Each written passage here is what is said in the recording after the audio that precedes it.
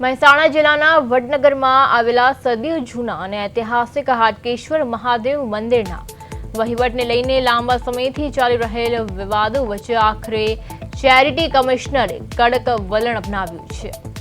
Charity commissioner દ્વારા હાટકેશ્વર મંદિરનો સંપૂર્ણ વહીવટ સત્તાવાર રીતે પોતાના હસ્તક લઈ લેવામાં આવ્યો છે। ગઈકાલે મોડી રાત્રે બે જૂના ટ્રસ્ટના સભ્યોની પ્રત્યક્ષ હાજરીમાં મંદિરની મુખ્ય ઓફિસનું કાયદેસરનું પંચનામું કરવામાં આવ્યું હતું અને ત્યારબાદ ઓફિસને સીલ કરી દેવામાં આવી છે। તંત્ર દ્વારા લેવાયેલા આ આકરા પગલાં અંતર્ગત અગાઉ ટ્રસ્ટી મંડળને હટાવી દીધા બાદ ગઈકાલે મંદિરના પૂજારીને પણ તાત્કાલિક ધોરણે હટાવી દેવામાં આવ્યા છે।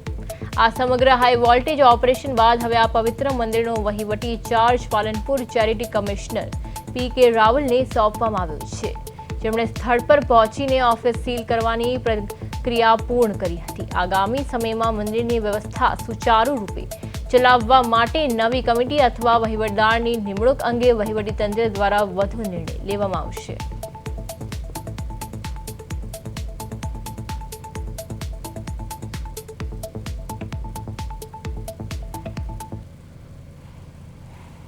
अनुसार